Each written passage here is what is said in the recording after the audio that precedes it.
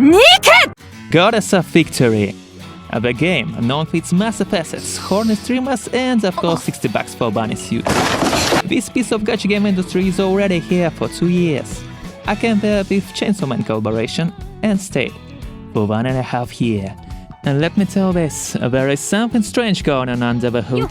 Let me explain. The way Nikke introduces itself is something special. The amount of possibilities and activities is large enough to blow some eyes, yet not too oversaturated to make some kind of entry barrier. Main campaign that involves mixed match of battle modes, a map exploring, and, of course, story segments themselves. Bits of hidden lore are there too, so you can deeper your knowledge regarding this universe. Scale and grind, monthly challenges, events, co-op content, base building, option to read previous events, music, small talks with Nikkes. Oh, and did I mention? Massive assets. Next shot, you're standing next to a Nikke desperately trying to fight with corruption. Gun to your head.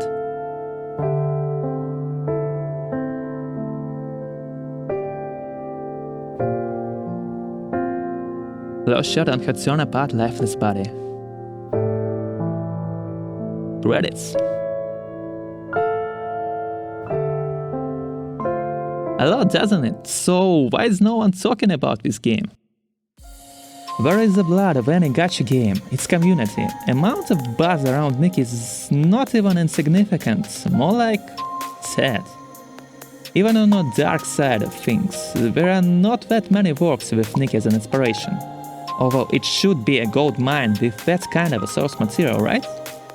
And I have some thoughts regarding this matter. The grim and grungy idea with humanity struggling on the edge of an extinction, and immortal beings fighting for the sake of a greater good. Yeah, like for 3 chapters. You see, Nikke is a very unstable work of fiction. It forgets about its own rules quite a lot. In one frame, there is a necessity in commander because Nikke's squad cannot operate by themselves. Next, we have a team of Nikke who do stuff all alone, without any need for so-called commander.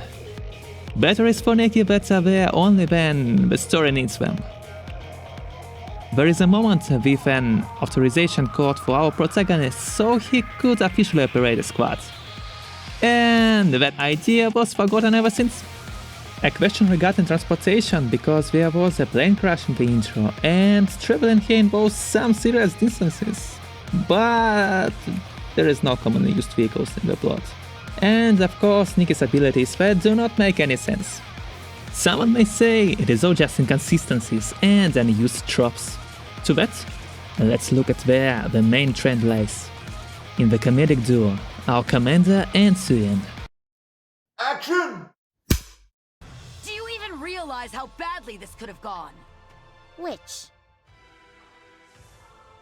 Why so serious? But if you close your eyes, does it almost feel like nothing changed? You see, Suyin is our main antagonist for like 2/3 of the story.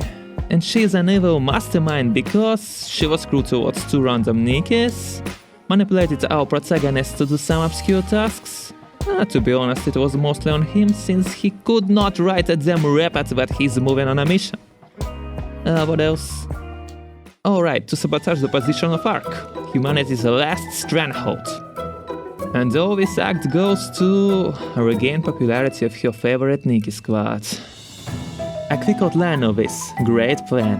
First step, back our protagonist for help, because he's a protagonist obviously. Then, gaslight your main squad. Send them all on the optimal position and make them activate the colon signal for raptures right from the Ark. And then simple. This squad should eliminate upcoming hordes or Ark will be destroyed. You see, there were a few ways they could have played even that kind of scenario right. Suyin is the CEO of one of the most important corporations in Ark. She's not operating alone, or by herself. Shift Up could show her slowly declining into insecurity and abuse of her power towards subordinates. But she's not doing it just by herself, but rather against everyone's will, to prove her point. or she could have a total control over her corporation and resources to do whatever the hell she wants. But when comes the question, why would she bargain with the commander or even beg him? If she was in need for him for some magical reason, a simple blackmail or just a kidnap could raise the bar much higher. Plus, it could make her at least some kind of a threat. But in this story, the only obstacle / only person she has a contact with is our commander. We do not see her inner motives or at least some kind of a character development. She just pops out of nowhere with this great plan to share it with the commander. And to be fair, our protagonist is a suitable spouse for this nonsense.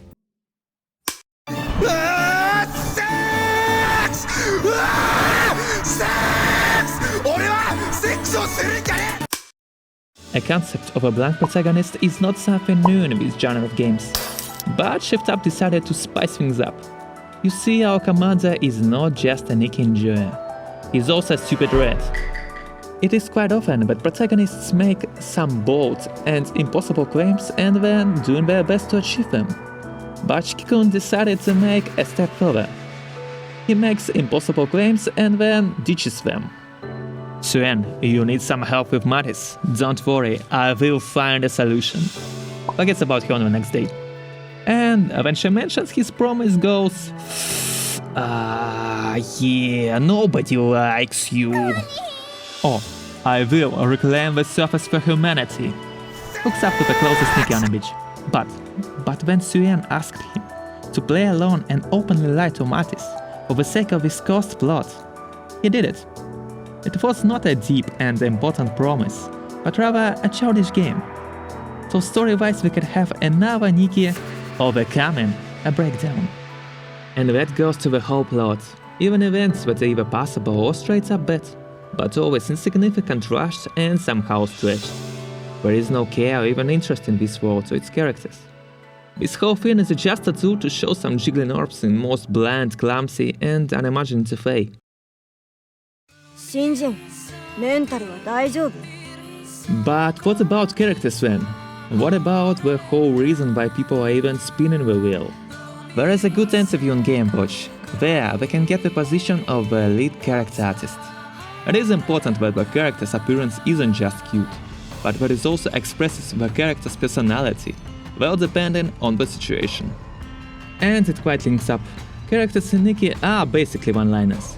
If you think that someone is cute or funny, they are. There is no maybe. The shiny rappers are all what they are. Also, while we are still here, another quote.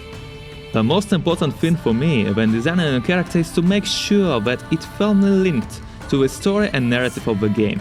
All design elements that make up the character must be combined in a way that fits the story. Say that to the damn pentagram emblem on Modernia's mask. A heretic who is supposed to be on the side of Raptures, wearing a pentagram emblem without any explanation. Also Quincy wearing two masks. Seriously, that was cheap. Also a skate and heelys. At the same time. Okay, I digress. The gameplay. Even I have to stop you there. Nikke gameplay is the equivalent of dragging your mouse across your home screen and making blue boxes. The idea behind gameplay here is simple yet surprisingly good. You give girls guns, put them behind a cover, instant profit. The best scenario to show the main aspect of the game is here. Plus, Nikke has 3 main combat modes and boss battles. That is already something. Well, it is not just something, that is mostly it. You see, it is not about the number of mods you do have, it is also about how you present them, play within the rules, add some spicy mechanics. And Nikke don't really shine here. He has the other buffs that can change course of action, but these debuffs are there as a punishment, and same goes for insta-kill moments. Play ends up in a disadvantage only when they cannot fulfill a certain task, like a victim event or something. Plus, sometimes you need a specific attack type, like for a few seconds. Also, the elemental circle is not that significant here. Yeah, we had an addition of Iron, who is someone who benefits from her attack type. But in most cases, all that this system brings is an optional 10% attack bonus. And there are plenty of robust units. They do not care about advantages or strategy, and will annihilate everything by themselves. In general, you can say that a casual audience is not in need of complex synergies and stuff like that. You see, despite all that was before, there are really hard fights. But not by design, rather by lack of it. The main examples will be Gravedigger and Motherwell. Gravedigger on paper is quite a straightforward fight. Shoot the red orbs in some time window. If you manage the task, it stays where it was. Fail, it will get closer, and eventually deal massive damage to your team. Plus a few projectiles to keep the player in tennis. The problem is that during this fight not just your screen shakes. This piece of rapture is convulsing for the whole fight. It is barely possible on PC, but on a phone, it's a pure nightmare. Motherwell though is a different example. The problem is, during its early days, it was, in my opinion, the only fight that required phase management. It had extremely high damage threshold to brute force it. So, for the first time in a year, you needed to first, memorize its patterns, and second, had a specific unit in your team, because if you did not have enough damage or number of hits, you would be exterminated on the first phase. It was tough, unforgiving fight, out of nowhere.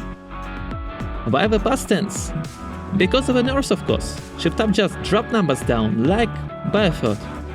So the players can just run through it. Also, Complicity died with Motherwell. It was a one-shot. But to even get through this one-shot, you need to progress your account. And this process is done quite well to a certain point too. I'll be honest, the first grind ball in Nikke in terms of experience is very impressive. Before becoming 160 level cap, players are getting to know the game. A constant resource deficit, leveling up your SR units to at least reach 160. A search for that one last bloody copy of Access so I can leave this hell of a place. But that is not really a challenge to move past this gate. There are plenty of options to get all copies that you need and even more nowadays. Just a bit of patience. And after that comes the second. Whoa, level 200. Become it and you are basically in a free fall. No more obstacles, you can upgrade your account as much as you like. Also, I forgot to mention the main source of this progression. Resources are just slowly building up with time, so the player needs to time log in to collect them. Plus, the further your progress in the main story goes, the more stuff you will get per minute. And there is a set of daily activities that, well, will just become after battles at some point in time for any player. A more extreme option is present too, but it pops out once in 2 weeks, and it rewards you only for the first completion. Seems quite casual, I know, but how does it correlate with the difficulty? You see, with your Nikke's level and equipment comes their power level, and in comparison to that, they have a recommended power level of a mission. And that stuff is rough. The problem is that it is not just a depiction of stat difference. A player receives a debuff if they have a lesser power level. A quick example. If you have, let's say, 20% less than recommended power, you will get almost 50% penalty to your stats. And it goes up to 90. That decision alone is basically forcing players, rather than playing smart, grind their ways to achieve this threshold. Nikke basically punishes its players for an attempt to read the story. And in that moment, it all clicked. Nikke, Goddess of Victory, is a game that does not want to be played. The idea of Nikke is quite well summarized by CEO of ShiftUp.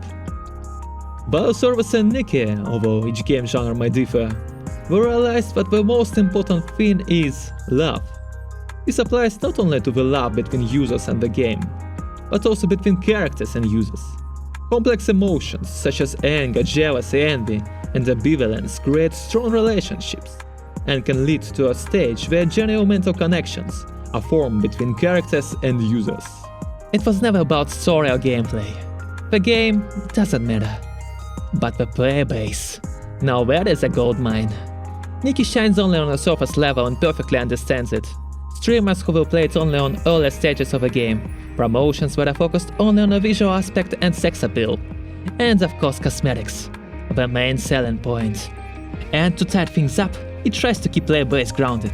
Progression that makes you consume the game in small doses, so you would not be able to see the whole picture. A bunch of side activities such as mini-games and co-op to shift players' attention. And of course, moving away all rough edges. No more questionable topics or something that is mildly offensive. So the community will not have a distinct association with Nikke, but a connection. But not really love, more like an abusive couple moment. A connection strong enough to pull them back for a few weeks, spend some money on that shiny pole dancer, to make another investment and then leave it be until the next big thing. But never actually leave it, just stay there in a comfort zone. The game gives you all currency that are needed by itself, so no need to rush. A passive playing. And that is why there is no buzz around it. People don't really care. There is no passion because Nikke does not need it. If your skin sells no matter how bad we are, that means that your course is correct. Right? To be fair, I wanted to say that it's not about dark patterns or manipulation of players' behavior. That this shot with Marian was not a mistake or an accident. That Nikke could be a goddess of victory. But for the past year and a half, all I saw was not to strive towards greatness, but a slow decay of a beautiful idea. That is Nikke, goddess of decadence. All shift ups simply have no idea what they are doing. And by the way, if you want to see some boobs and asses, there are much better options on the market.